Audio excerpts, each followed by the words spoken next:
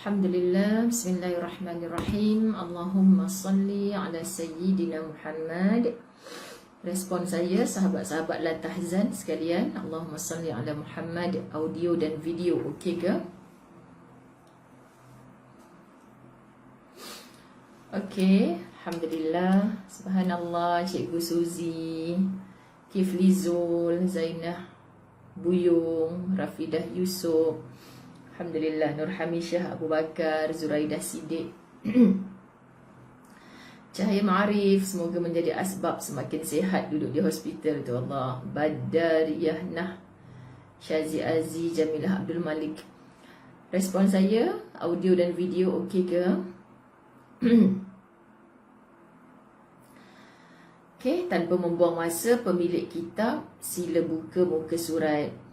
Muka surat berapa? Cahaya bawa kitab tak dekat hospital? Muka surat kitab Ustazah versi lama, cetakan lama 35.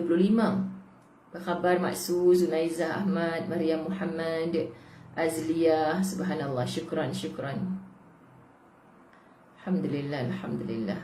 InsyaAllah, tabarakallah. Allahumma salli ala Sayyidina Muhammad. Alhamdulillah, baik. Muka surat berapa? Cahaya?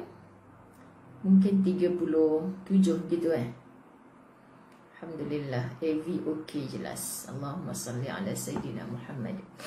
Alhamdulillah, alhamdulillah. Bonda Datin Aisyah, Hatijah Abdullah, Masya Allah ramainya.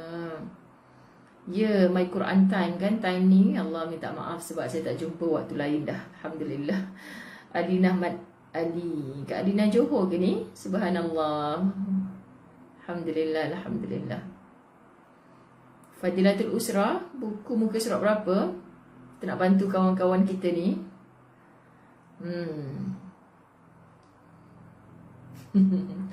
Allahu Akbar. Itulah maksud hari ni memori Facebook saya pula mengimbau kenangan Palestin.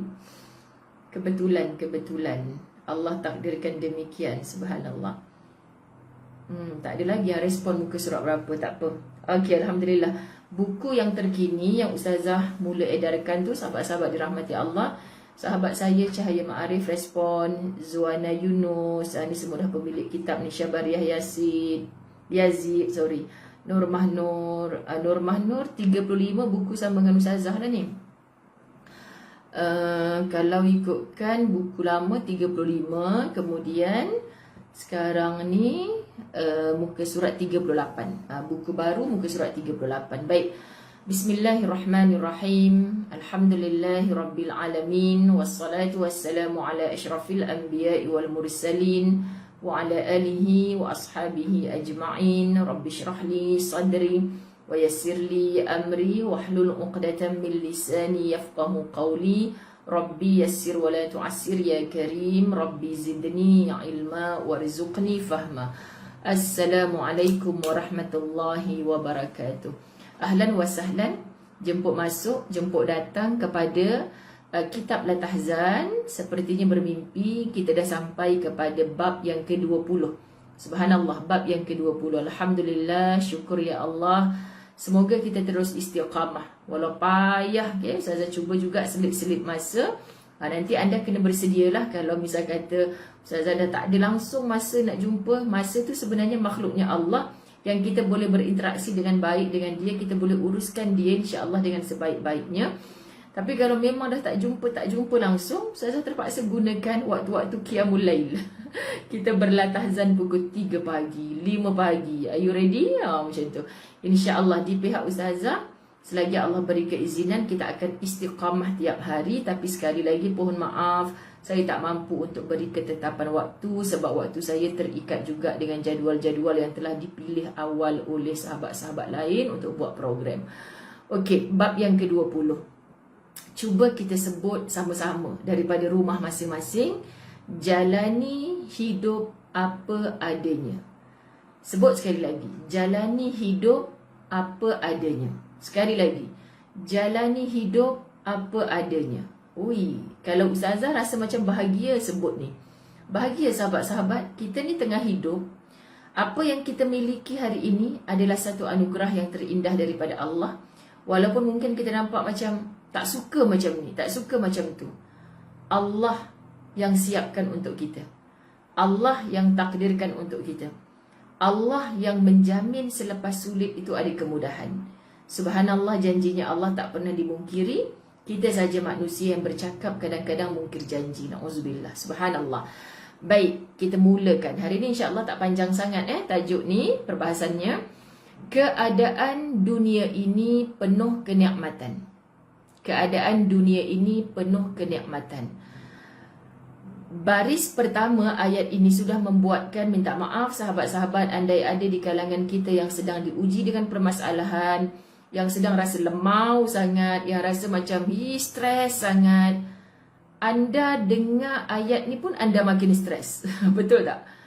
Ustazah baca, keadaan dunia ini penuh kenikmatan. Kita macam, apa yang nikmat sangatnya? Apa yang nikmat sangatnya? Macam tu kita kan. Sabar dulu, mengaji kena habis. Keadaan dunia ini penuh kenikmatan. Banyak pilihan, penuh rupa, banyak warna. Okey, kalau setakat kenikmatan tadi kita tak banyak kenikmatan pun, banyak kecelakaan ada. Banyak penderitaan ada. Minta maaf lah sebut kan, kadang-kadang ada bila kita dengar ustaz-ustaz ceramah, pakar-pakar motivasi bagi tahu, kita macam ada apa istilah orang muda, berbulu telingaku. Macam tu bahasa dia. Cuba intai, berbulu sungguh ke tidak sahabat-sahabat dirahmati Allah. Sabar dulu, kita nak bagi peluang. Cuba jadi manusia yang tenang ni dengan mempersiapkan telinga kita untuk mendengar. Okay, insya-Allah lama kelamaan dia akan masuk ke dalam hati kita. Hati kita ni sahabat-sahabat dirahmati Allah, tempat jatuhnya pandangan Allah. Kalau kita tak boleh mempersiapkan seluruh anggota jasad tubuh kita untuk sungguh-sungguh patuh tunduk kepada Allah. Tunduk. Kita bawa anggota kita rokok, kita bawa anggota kita sujud, kita bawa sekarang ni kita dah just stay at home. Kita tak boleh nak ke sana sini. Antara yang Ustazah rindui dalam keadaan kerja-kerja dakwah sebelum ni, Ustazah memang banyak bermusafir, banyak ke sana ke sini untuk sampaikan bantuan, sumbangan, turun ke dalam ialah kerja-kerja dakwah. Sahabat-sahabat rindu sangat. Tapi sekarang tak boleh menyertai semua itu. Gerakkan jari-jari kita untuk share, untuk apa sahaja yang baik-baik. Selagi mana kita tak boleh secara jasad, walaupun secara alam maya ni kita paksa diri kita, kita buat. Setakat itulah kemampuan kita. Okay? Jadi maksudnya sahabat-sahabat muslimin muslimat dirahmati Allah, kita akui bahawa hidup ini sebenarnya banyak pilihan, penuh rupa, banyak warna. Bila pagi tadi Ustazah tulis subuh, sebab tahu hari ni jadual Ustazah sibuk, takut tak sempat menyapa rakan-rakan Facebook kesayangan-kesayanganku. Ustazah sebutkan remote controlnya ada pada kita. Apa pun buka-buka mata, hari ni kita nak buat baik ke nak buat jahat? Hari ni kita nak menuju jalan-jalan syurga ke jalan-jalan neraka? Remote controlnya ada pada kita.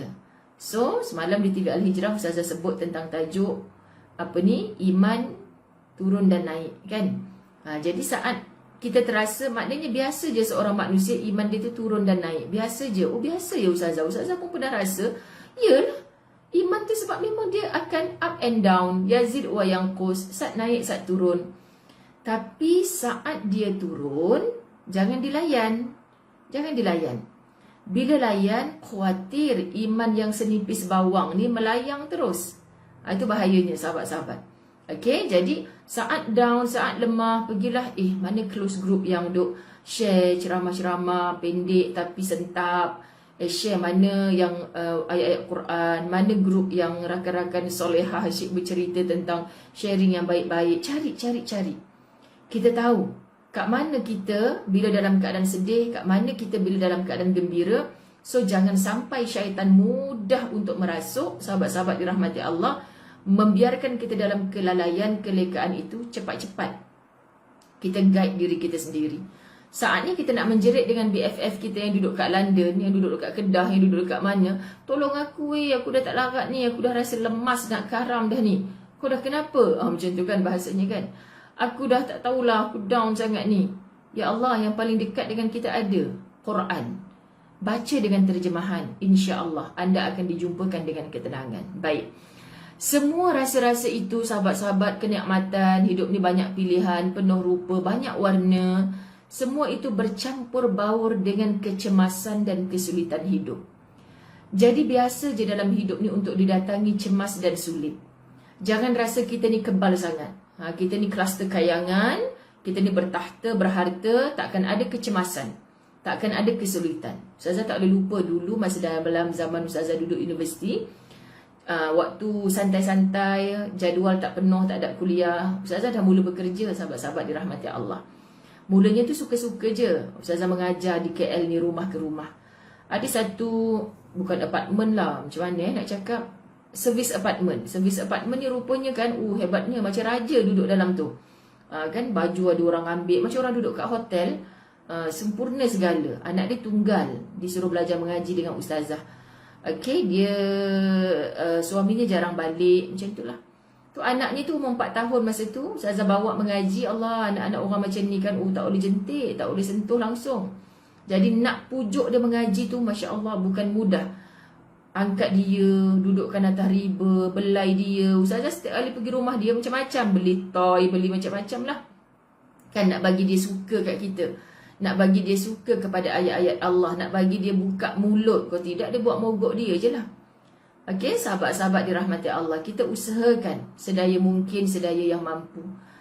Okay, apa yang kita nak cerita, anda adalah sebahagian dari dunia yang berada dalam kesukaran. Dia cakap apa? Saya Ustazah, saya kahwin dengan suami saya dulu, family saya tak restu.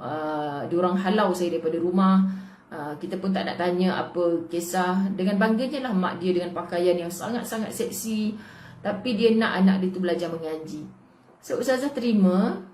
Perjalanan dakwah, prosesnya berlangsung di situ. Tapi kesombongan bahasa tu kenapa dia kena kerja siang malam, kenapa dia kena cari duit banyak. Dia ceritalah dia dah pump duit dekat akaun ni untuk anak dia. Nilainya juta-juta tau, bukan ratus-ratus ribu. Sebab dia kata, saya tak kisah pun nanti bila saya dah besar, sebab anak saya tak kenal siapa atuk, siapa nenek, siapa Pak Long, siapa Pak Ngah. Saya memang mengasingkan diri. Bila Ramadan dia akan pergi ke luar negara. Bila raya dia tak ada kat Malaysia. Sampai seminggu lepas raya cuti pejabat tu dia akan balik ke sini. Kita dengar je cerita dia. Sebab apa? Sebab kita nak tahu macam mana kita nak masuk. Kemudian sahabat-sahabat dirahmati Allah, dia boleh cakap, dengan duit semuanya boleh jalan. Nanti kalau dia dah tua, sebab anak dia tunggal, anak dia pun mesti akan ada life sendiri, dia kata. So awal-awal dia dah pump duit banyak-banyak dekat anak dia. Nanti kalau dia tua, dia tak perlukan anak dia untuk rawat dia, untuk datang ziarah dia. Sebab life dia sekarang pun macam tu. Dia tak perlukan adik-beradik, keluarga semua. Jadi dia kata nanti kalau tua, dia kata dia bawa lah. Ibu ngaji dua anak kembar. Okay. Baik, sahabat-sahabat dirahmati Allah. Jadi dia kata tua dia nanti ada duit, semua mudah. I sakit, panggil je doktor peribadi datang rumah. Nurse kiri kanan boleh jaga. Sebab duit untuk masa tua I dah cukup. Bayangkan Ustazah Zai ketika itu masih di peringkat belajar kan. Kita kata astaghfirullahalazim. Tak apa, kita dengar je dulu sahabat-sahabat. Dan panjanglah pertemuan itu. Itulah antaranya cabaran-cabaran dakwah bila kita masuk ke dalam rumah orang. Kita takut sebab nak masuk rumah dia tu dekat daripada guard.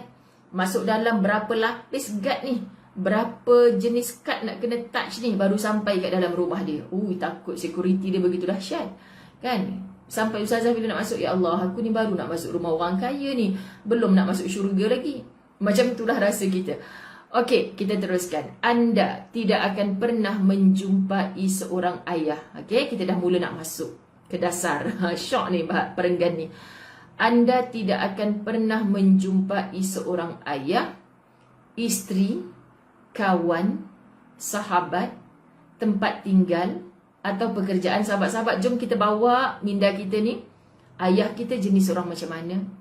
Isteri kita, suami kita, kawan kita, sahabat, tempat tinggal kita atau pekerjaan. Semua kita terlibat dengan semua perkara ini atau salah satunya. Yang padanya tidak terdapat sesuatu yang menyulitkan. Betul tak? Kalau ayah kita okey, pasangan kita mungkin tak okey. Kalau pasangan kita okey, mungkin kawan kita tak okey. Ada jenis sahabat ataupun kawan yang makan kawan. Kalau semuanya tu okey, mungkin kita ada masalah dengan jiran tempat tinggal kita. Kalau semua tu okey, mungkin kita ada masalah dengan pekerjaan kita. Semua itu benda yang menyulitkan. Jadi maksudnya semua yang kita sebut tadi adalah biasa. Bila kita set dalam minda kita biasa untuk kita bertemu dengan sesuatu yang menyulitkan, jadi kita tak terkejut kalau sekali-sekala kita dihentak dengan sesuatu yang menyulitkan. Saya tak sangka lah ustazah suami saya macam tu, menyusahkan hidup saya sekarang ni. Biasa. Kita tak adalah sampai teruk sangat terjatuhnya dari tempat tinggi tu sampai tak boleh nak bangkit. Sebab sahabat-sahabat dirahmati Allah, cintanya kita kepada pasangan, kepada anak-anak tak boleh mengatasi cintanya kita kepada Allah dan Rasul. Itu maksud jangan kita nampak sampai tak ada salah langsung, perfect ni, sempurna ni, tak mungkin dia akan membegitukan aku. Kita akan tersangat kecewa.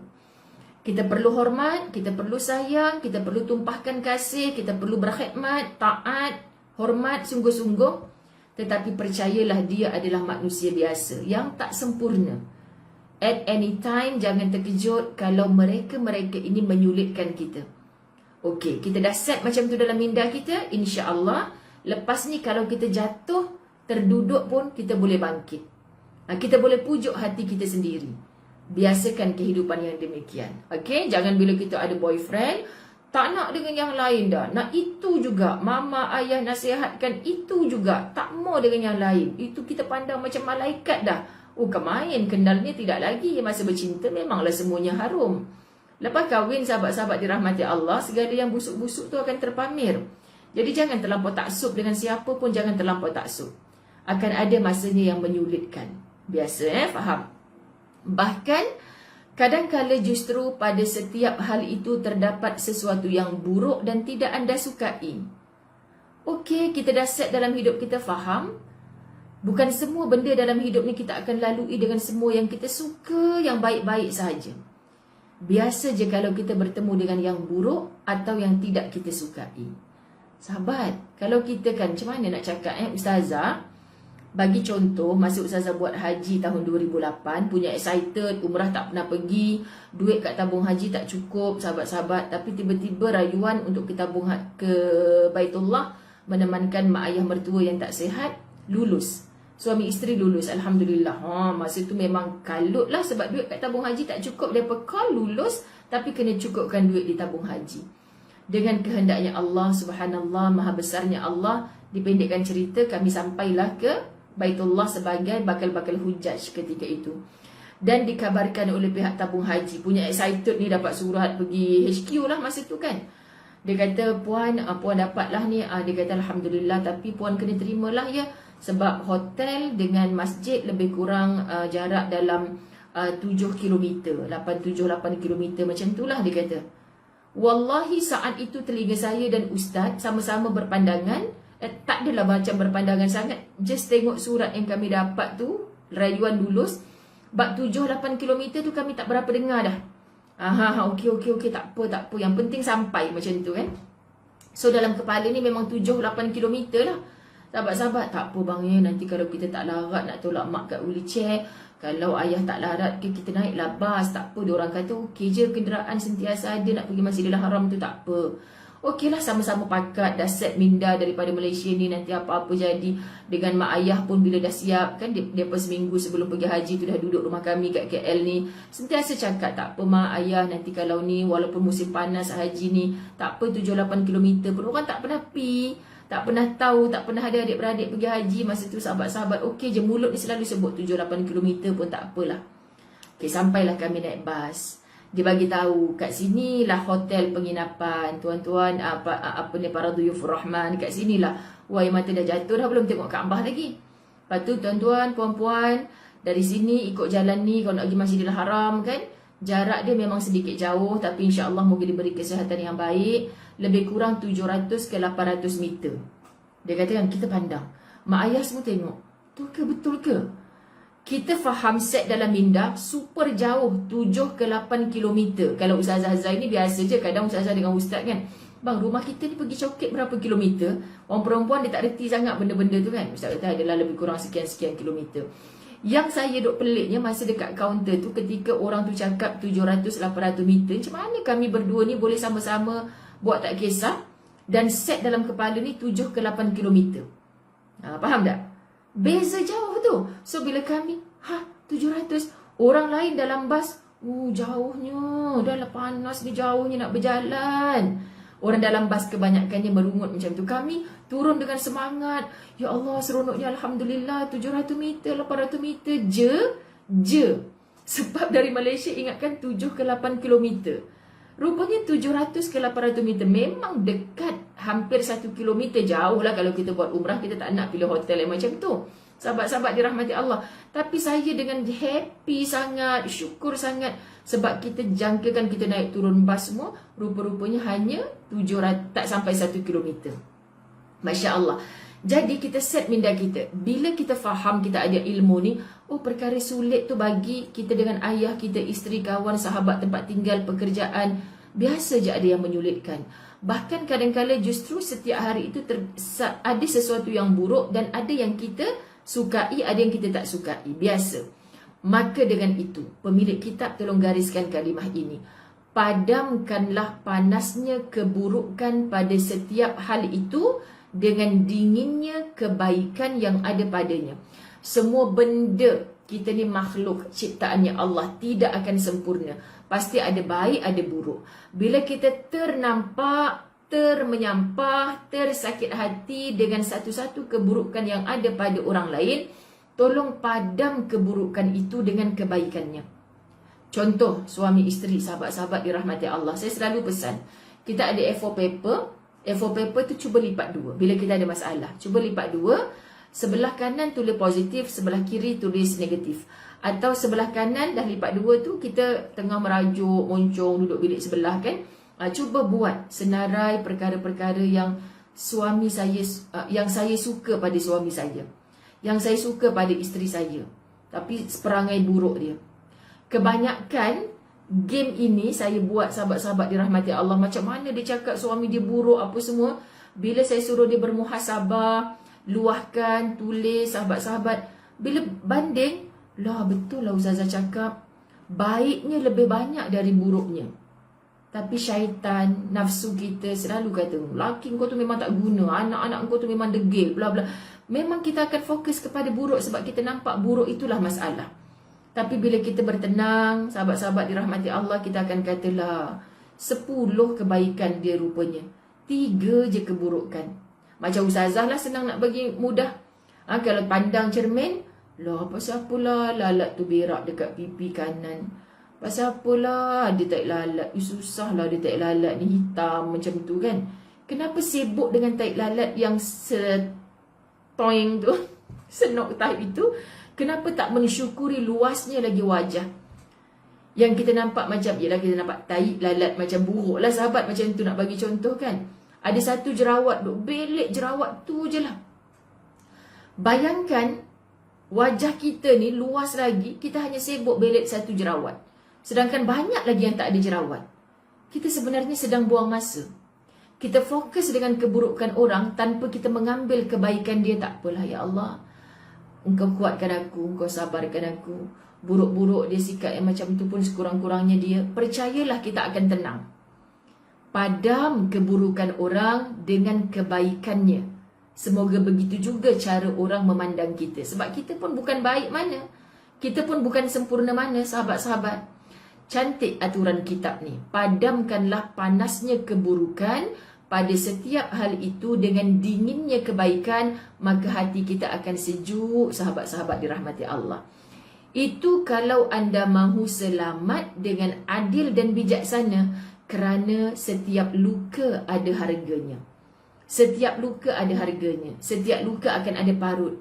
Dan bila parut ini, sahabat-sahabat, tinggal di tubuh kita, seorang ibu yang melahirkan anak, besar atau kecil, pasti berparut di mana-mana bahagian tubuh kita.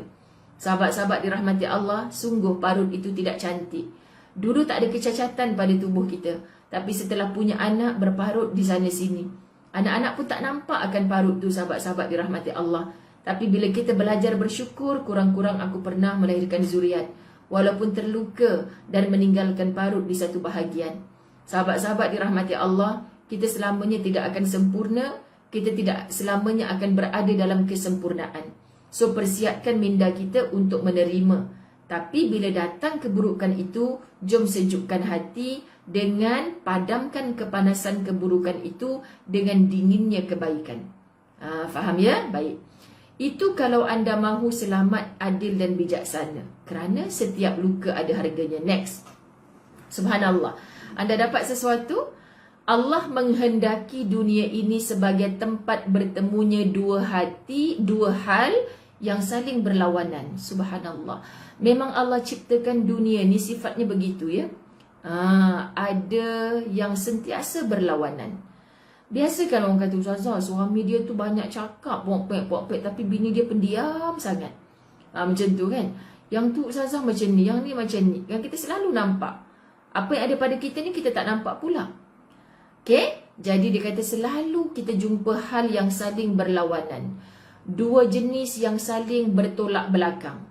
Tarik menarik. Aku suka hak ni, kau suka yang tu. Hatta suami isteri. Pening isteri. Kan? Abang suka makan tak pedas kan? Saya suka makan pedas. Ustazah Zai dulu mula-mula kahwin sanggup. Periuk kecil satu tungku, periuk kecil satu dapur. Satu pedas, satu tak pedas. Oh, wanita solehah. Rajin sungguh. Mak datang kata, rajinnya lah kau ni. Duk masak sikit untuk laki, sikit untuk engkau. Duk berdua masa tu sahabat-sahabat dirahmati Allah. Tak apalah mak, abang tak suka pedas. Saya dia memang suka pedas makan. Rajin. Lah sahabat dirahmati Allah, kita bukannya nak melayan hak tu saja. Kerja kita banyak lagi kan. Jadi masak je lah satu periuk. Masak je satu periuk. Hatta daripada pagi boleh makan sampai malam. Masak je satu periuk, masak je satu jenis. Tapi sebab kita suka pedas, bila lapak lah pula sebut makan. Bila kita suka pedas, kita potong lah. Ambil lah sambal apa-apa. Lepas tu ustaz pun kata, abang tak suruh pun masak sampai 2 periuk macam tu. Kan dia mengusik lah. Jadi, abang yang leceh. Tak suka pedas, potong je lah cili, apa payahnya pun. Wah, perkahwinan itu adalah proses. Saling menikmati, saling memahami. Sahabat-sahabat dirahmati Allah. Jangan susahkan diri. Kadang kita nak perfect sangat sampai kita sanggup bersusah payah macam tu. Faham ya? Maksud ada banyaklah contoh-contoh lain. Sebenarnya dua kubu yang saling bertentangan. Dan dua pendapat yang saling bertentangan. Kan? Okey. Pendapat kita tak sentiasanya sama. Biasa, okey, suami, ayah ada bajet tahun ni untuk kita pergi holiday. Kan? Mak nak holiday sana, mak nak holiday, ayah nak holiday sini. Anak-anak bagi idea macam ni. Biasa, apatah lagi satu negara, kan? Satu dunia, dalam rumah je pun pendapatnya tak sama. Bincanglah elok-elok sahabat-sahabat dirahmati Allah. Yang baik dengan yang buruk. Kebaikan dengan kerosakan. Kebahagiaan dengan kesedihan. Biasa je hidup kita, kadang ada susah, kadang ada sedih. Okay? Kadang ada susah, kadang ada sedih, kadang ada senang. Dan setelah itu, Allah akan mengumpulkan semua yang baik, kebagusan dan kebahagiaan itu di dalam syurga.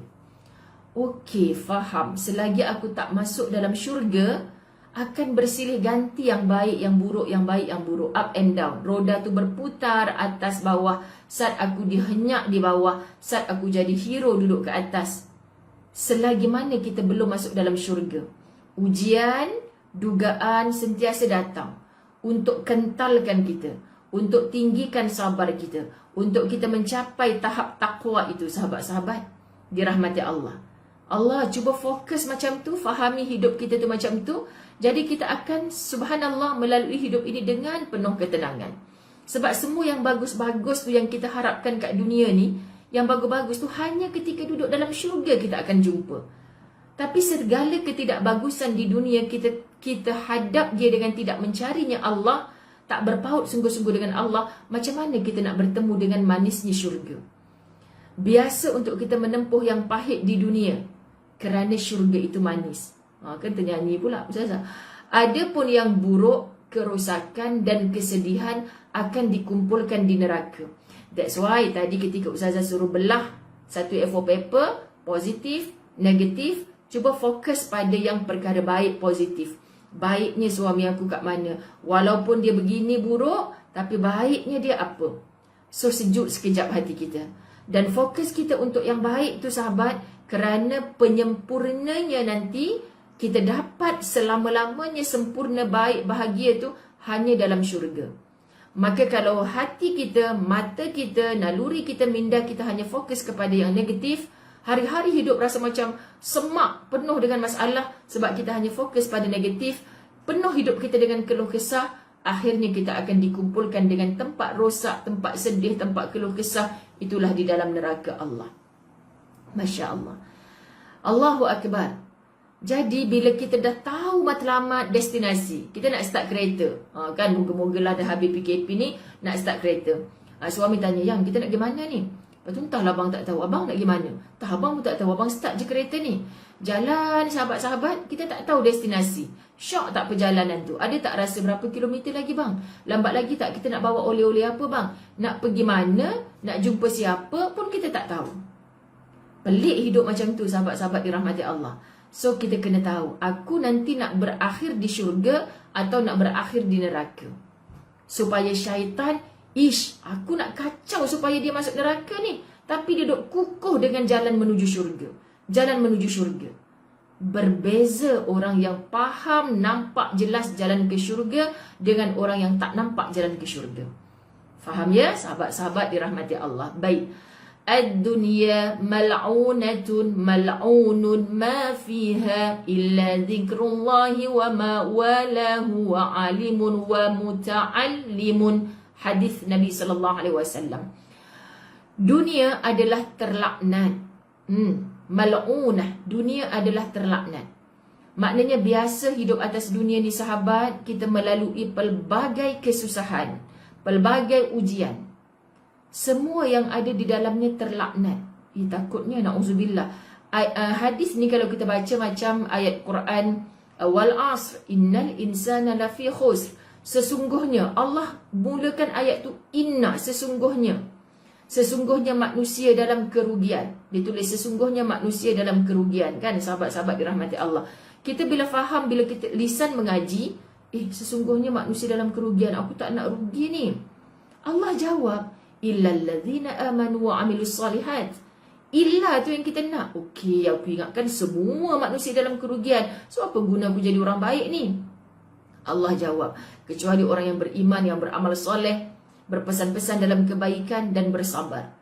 Okey, faham. Kalau aku tak nak jadi kelompok yang rugi tu, aku kena jadi yang illa tu. Faham ya? Hadis ni macam ni juga. Dunia ini adalah terlaknat. No, aku tak nak terlaknat. Gitulah. Semua ada di dalamnya terlaknat. Termasuk aku ke? Jawapannya, kecuali zikir, ingat Allah. Datang je ujian, ingat Allah. Kita dah belajar dah bab ni yang lepas. Apa sahaja datang dalam hidup kita, kita rasa down, kita rasa laknat, kita rasa apa. Kecuali, kata hadis ni, yang zikir, yang ingat kepada Allah. Buat perbuatan yang dicintai Allah. Ustazah, dulu suami saya pimpin tangan saya ke masjid, buat baik sama-sama. Sekarang dia dah berubah dah Ustazah. Dia yang berubah. Awak kekal melakukan perbuatan yang dicintai Allah. Masya Allah, kalau kita, Stan ni sangat dicemburui oleh iblis sahabat-sahabat. Dan sesuatu yang dapat mendekatkan diri hamba kepadanya. Kita ada akal. Semua kita faham apa yang Allah suka sehingga Allah dekat pada kita. Dan perbuatan apa yang Allah tak suka sehingga Allah jauh dengan kita. Serta orang yang berilmu atau orang-orang yang mempelajari ilmu yang bermanfaat. Now, kita doakan siapa saja yang dalam ujian, dalam resah, gelisah, bermasalah, rasa diri dia tak guna, baik aku mati, minta maaf sebut. Anda sedang berada dalam pandangannya Allah kerana anda menjadi manusia yang orang berilmu atau orang yang mempelajari ilmu yang bermanfaat. Sebab itu Ustazah selalu kempen, jom majlis ilmu. Walau siapa kita, pendosa bagaimana kita letakkan hati kita cinta kepada majlis ilmu yang bermanfaat, sahabat, insya-Allah kita tidak akan terlaknat. Okey, fahami hadis ini. Pemilik kitab boleh share gambar hadis ni kepada sesiapa supaya kita faham. Allahu Akbar. Maka jalanilah hidup ini sesuai dengan kenyataan yang ada. Sesuai dengan kenyataan yang ada. Siapa kita sekarang? Isteri kepada siapa? Anak kepada siapa? Duduk berjiran dengan siapa? Semua ni adalah kehidupan kita yang kita mesti lalui. Suka tak suka. Sebab tu kita jangan mudah-mudah cakap kat orang, sabarlah kak, pasti ada hikmah. Kadang orang menyampah sahabat. Yes, word tu adalah word yang sangat baik. Tapi entah-entah dia dah dengar kali ke 2000. Sabarlah, mesti ada hikmah. Cuba kita ubah sikit. Kita pasti bertemu hikmah bila kita sanggup menempuhnya dengan sabar. Dia lain. Impak dia dalam minda kita lain. Percayalah. Kan sahabat-sahabat? Hikmah betul akan datang pada kita bila kita melalui ujian tu dengan redha. Bila kita menempuh apa sahaja yang Allah takdirkan dalam hidup kita dengan sabar. Dengan kembali semula kepada Allah. Destinasi hujung tu pasti kita bertemu dengan hikmah. Kalau tak dunia, pasti akhirat. Tapi kita main cakap jika orang sabarlah, mesti ada hikmah. Dan orang tu tidak bersabar, tidak reda dengan ujiannya, takut nanti disalahkan. Aku ni dah 30 tahun macam ni, aku tak jumpa pun dengan hikmah. Contoh kan. Jadi kita kata, kau memang takkan jumpa dengan hikmah. Kalau syaratnya Allah tu dalam menerima ujian, kau tak buat. Apa syaratnya Allah? Terima dengan reda. Kuat sahabat-sahabat dirahmati Allah. Okay? Bang, saya dalam kelas ni belum habis. Sorry. Bagaimanapun tidak mungkin semua mana tadi hilang suami kau lupa dah. Maka jalanilah hidup ini sesuai dengan kenyataan yang ada. Jangan larut dalam khayalan dan jangan anda menerawang ke dalam imajinasi. Jangan larut dalam khayalan dan jangan anda menerawang ke dalam imajinasi. Masya Allah, tabarakallah, muslimin muslimat dirahmati Allah. Kita selama ni banyak hidup dalam khayalan. Banyak hidup dalam imajinasi. Sebab apa? Sebab kita jadikan itu sebagai kiblat kita. Minta maaf, sembahyangnya tak tahu mana pun. Tapi menjadikan idola dia tu artis yang tu kan. Artis kita baik-baik belaka. Tapi ada yang menjadikan contoh yang tak bagus ni sebagai kiblat dia. Minta maaf. Rancangan, drama-drama, movie. Wah, bestnya kalau sweetnya bang. Kalau lah husband kita macam tu juga. Suami kat sebelah ni. Kan? Bestnya bang, romantiknya. Kita ni jangan harap lah. Orang macam abang. Jangan macam tu. Sebab tu berhentilah daripada semua hayalan dan imajinasi tersebut. Sahabat-sahabat, kita akan penat. Kita takkan dapat benda tu. Ini bukan dunia kartun. Ini dunia nanti yang kita akan dibangkitkan di hadapan Allah. Jadi orang yang sentiasa dalam angan-angannya adalah manusia yang rugi. Patut dalam kitab di balik tabir kematian ada satu tajuk khas. Kan? Kita disuruh pendekkan, singkatkan akan angan-angan kita. Tak salah berangan-angan. Berangan-angan is percuma. Orang kemain bahasa kita. Tapi sahabat-sahabat dirahmati Allah, terlampau dalam imajinasi dan hayalan, dia akan menyakitkan kita. Hadapi kehidupan ini apa adanya. Kawallah jiwa anda untuk dapat menerima dan menikmatinya. Yes, saat aku di atas, caranya hidup di atas. Saat aku di bawah, dalam pandemik, kena berhenti kerja, duit simpanan semakin habis. Hiduplah seadanya sahabat. Kita tahu masyuknya tak banyak, tapi kita masih keluarkan. Nampak Shopee, 8 hari bulan 8. Nampak Lazada, marah ke mereka kita sebut ni kan.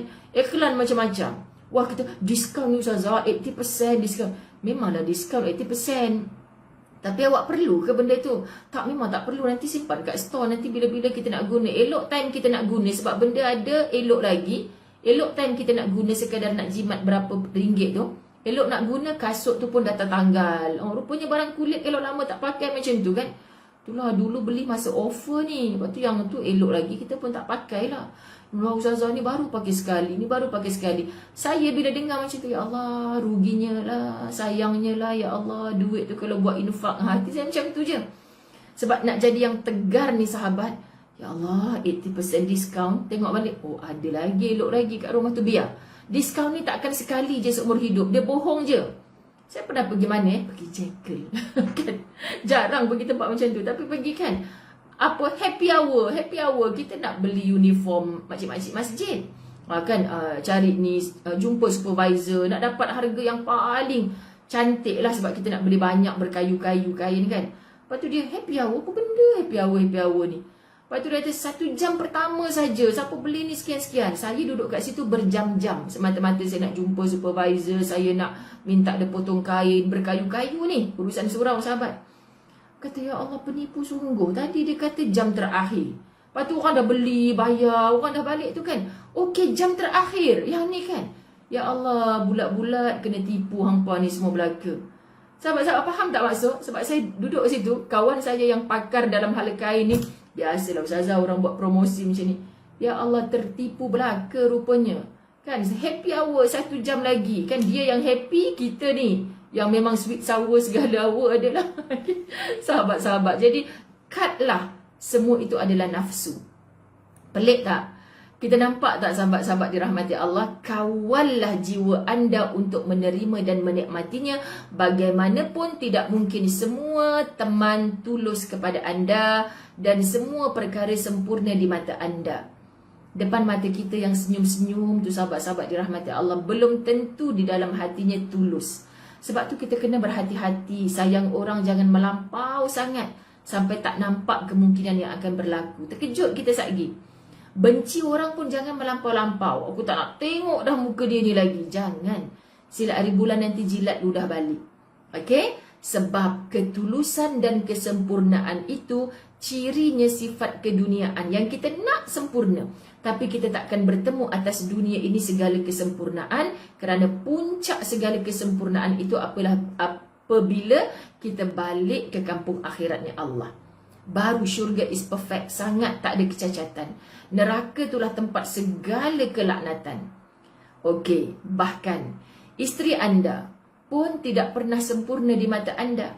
Penulis ni lelaki, Ustazah tukar kalau ramai yang perempuan ni, maknanya kalau kita ada suami, suami kita tak berapa sempurna di mata kita, itu biasa. Biasa sahabat. Cuba tengok kata hadis. La yafrak mu'minun mu'minatan in kariha minha khuluqan radiya minha akhar. Nabi bagi tahu kita, Masya Allah, janganlah seorang mukmin membenci wanita mukminah. Ini pesanan kepada orang beriman. Kita kan hidup dengan iman, nak mati sebagai orang beriman. Akui pesanan ni untuk kita. Jadi kalau Muslim yang biasa-biasa, dia memang menyampahlah dengan kata-kata ni. Janganlah seorang mukmin membenci wanita mukminah dalam kurungan yang menjadi isterinya. Hadis macam ni untuk orang lelaki je ke Ustazah? Tak. Kita orang perempuan, sahabat yang beriman, insya-Allah wanita beriman, kita nampak lelaki, siapa sahaja sahabat-sahabat dirahmati Allah, kita benci dia kerana perbuatan dia, sahabat-sahabat, kerana jika dia tidak menyukai salah satu perangai isterinya, suaminya, tentu dia akan menyukai perangainya yang lain. Terlebih makan manggis. Okey, sahabat-sahabat dirahmati Allah. Kalau kita tak suka satu perangai itu, sahabat-sahabat dirahmati Allah, tentu ada je. Sebab tu saya dalam program-program, yalah sebelum-sebelum ni kan, cuba kita lipat kertas A4 paper. Sebelah ni baik, sebelah ni buruknya. Banyak bila habis program, makasih Ustazah. Bila saya tulis macam tu baru saya nampak ada juga baik suami saya. Paling mudah sahabat-sahabat, suruh dia mati dulu. Ish, Ustazah ni biar betul. Tak sungguh. Bila kawan kita orang dah mati, barulah, ya Allah Ustazah baiknya dia. Berapa ramai isteri yang bergaduh tak suka dengan suami, bila suami dia mati nangis. Saya pun kata, Kak kenapa nangis? Patut sukalah, akak kan duk cerita buruk suami perangai tu. Yalah Ustazah, suami kita Ustazah takkanlah tak nangis. Dialah, anak-anak saya berbinkan dia. Dalam hati kata, tahu pula anak berbinkan dia, suami cari nafkah, tahu pula. Jadi kalau nak tahu suami kita tu baik ke tidak, sahabat, antara tipsnya adalah mati dulu. Minta maaf, ini maksud nak bagi faham. Kita ni je yang dikelabui oleh nafsu dan syaitan sampai kebaikan orang kita tak nampak sebab dah penuh benci. Sebab tu padam. Semalam kita belajar memadam dengki. Cuba belajar memadam benci, sahabat-sahabat dirahmati Allah. Kita tutup. Adalah sayugianya bila kita merapatkan barisan, menyatukan langkah, saling memaafkan dan berdamai kembali, mengambil hal-hal yang mudah kita lakukan, meninggalkan hal-hal yang menyulitkan, menutup mata dari beberapa hal untuk saat-saat tertentu, meluruskan langkah dan mengkesampingkan berbagai hal yang mengganggu. Dapat tak suasana kita ada masalah, kita nak ketepikan sekejap, kita nak pandang baiknya, anda takkan dapat situasi itu kalau datang je masalah nak marah-marah, nak berkeluh kesah. Kenapa aku? Kenapa? Kita selalu bertanya pada Allah, why me? Kenapa aku ya Allah yang kau bagi ujian macam ni? Kita terkejut, pecah langit kalau kita dengar suaranya Allah, why not? Aku Tuhan, engkau hamba. Kita pergi pejabat, tiba-tiba bos kita kata sekarang mulai hari ni awak kena pindah tempat belakang. Kita masuk kelas cikgu, kita kata awak kena tukar tempat dengan dia. Kita moncong, angkat juga beg, terpaksa juga pindah. Kena transfer mana-mana. Selagi aku nak kerja, makan gaji kat sini, aku kena ikut lah. Selagi kita hamba, carilah di bumi sudut mana pun atas bumi ini sahabat-sahabat, untuk kita duduk di atas satu tempat yang bukan pemiliknya adalah Allah, kita pasti gagal. Kita merajuk dengan Allah, kenapa asyik aku, kenapa asyik aku? Kita nak pindah ke mana? Duduk kat mana kita? Atas bulan, dalam laut, semuanya itu adalah kerajaannya Allah. Cubalah lentur hati kita, pujuk jiwa kita untuk kita akur kembali pada Allah. Kitab La Tahzan sangat memujuk jiwa kita, hati kita sahabat. Tidak ada cara lain kecuali akur. Taat sebagai sebagai hamba kepada Tuhannya, itulah Allah Rabbul Jalil, Rabbul Izzati. Semoga bab 20 ini habis, kita mengakui jalani hidup apa adanya. Kita orang kaya bukan mestinya bahagia selama. Kita orang miskin bukan maksud akan miskin selamanya. Apa yang kita lalui hari ini, kalau yang dulunya makan 3-4 jenis lauk sekali makan, apa salahnya hari ini kita bukan merendah diri, tapi merendahkan hati. Kan? Ajar, kalau masa 3-4 jenis lauk, kalau pandemik ni berlangsung, bisnes tak jalan, macam mana aku? So sekarang ni kita belajar. Pujuk. Apa salahnya masak sekali pagi, makan sampai malam. Ada orang sombong. Ustazah, sarapan is sarapan, lunch is lunch. Bukan main, sibuk muslimin muslimat, tapi mengaku tak ada duit. Okay? Cuba susun atur, insya-Allah kita akan bertemu dengan satu titik kebahagiaan yang kita dambakan. Ampun maaf, zahir batin. Terima kasih sahabat-sahabat yang dirahmati Allah. Terima kasih banyak-banyak. Semakin ramai pencinta La Tahzan. Percayalah, anda miliki kitab, semakin anda nampak. Okey, sebab Ustazah tolong bacakan saja. Ustazah pun merasa turut belajar sama. Jadi semoga kita sama-sama memperbaiki diri dengan ilmu yang kita dapat, nasihat-nasihat daripada Dr. Aida Al-Qarni, kitab La Tahzan. Innallaha ma'ana. Allah sentiasa bersama kita. Wabillahi taufiq wal hidayah. Assalamualaikum warahmatullahi wabarakatuh.